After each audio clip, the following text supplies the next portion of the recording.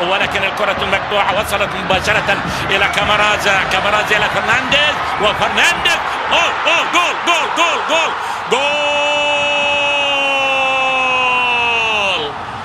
جول من بدري لصاحب الضيافة والدار، يتقدم بواسطة البرازيلي ديفيرسون، يسجل هدفه الشخصي الرابع في المحاولة الأولى، وبشكل مبكر الحقيقة يسجل فريق ألافيز الهدف الأول بمتابعة زيدان، بمتابعة هذا الشاب الباسكي مشجع ألافيز، يسجل البرازيلي ديفيرسون الهدف الأول. التوقعات كانت تشير إلى أن الريال راح يسجل الهدف الأول، ولكن ألافيز يفاجئ الريال. ولاحظ سوء التغطية الحاضرة الحقيقة من فاران على وجه التحديد، من بيبي، لكن الكرة تحولت ووصلت إلى ديفيرسون، وديفيرسون يسجل أمامك الهدف الأول لمصلحة ألافيز. هدف عند الدقيقة السادسة تقريبا، يتمكن البرازيلي ديفيرسون من أنه يسجل الهدف الأول، لكن الكرة كانت انسداد قوية،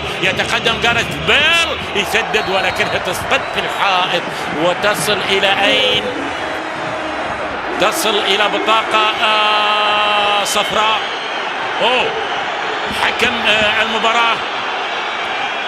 حكم المباراة يوجه بطاقة صفراء، ويبدو أنه احتسب ضربة جزاء.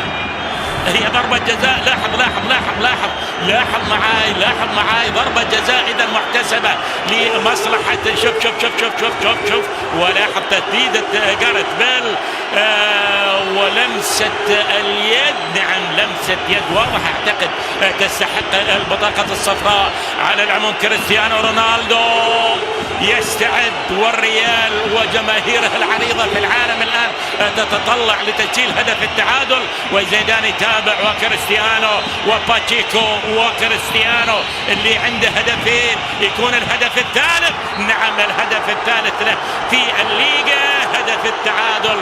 الدون يحتفل الآن، وكما ذكرت من البداية يمكن تكون اليوم مباراة كريستيانو رونالدو، يعني البداية القوية ربما تكون لكريستيانو رونالدو، تتاح له الفرصة الآن. وواضح الحقيقة في بعض الأوقات، يعني أنت تشعر في بعض الأوقات تأتيك والله الأخبار بعض الأحيان ليست جيدة، والله العلاقة ليست جيدة، بعض التصريحات والله قال لك كريستيانو في أنانية وفي أحاديث وما إلى ذلك، لكن يحتاج هو كريستيانو الآن يحتاج إلى ضربة الجزاء، ربما تكون البداية الحقيقية. ولا استبعد أن يأتي مثلا كريستيانو بالهاتريك في هذه إسكو. وصلت إلى بنزيما ينقلها إلى كريستيانو اللي سدد في الجول.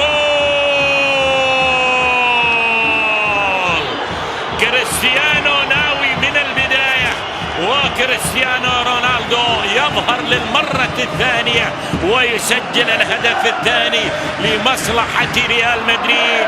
الكرات المتبادلة ما بين بنزيما مارسيلو بنزيما في الأخير أعتقد إلى جاريث بيل، وجاريث بيل اللاعب الأخير اللي نقل الكرة إلى كريستيانو رونالدو، وكريستيانو رونالدو يأتي الآن، أو لا والله كريم بنزيما، التسديدة أمامك القوية في الزاوية البعيدة على مرمى باتشيكو، والهدف الثاني لمصلحة ريال مدريد.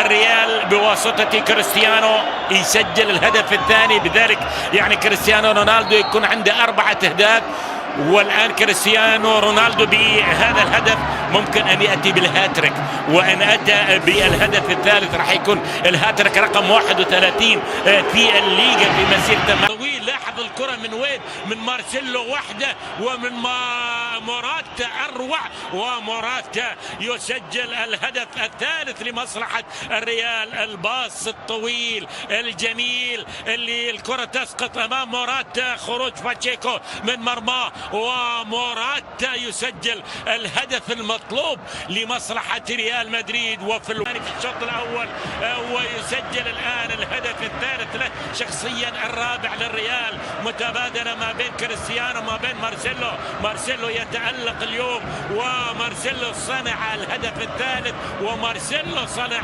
الهدف الرابع.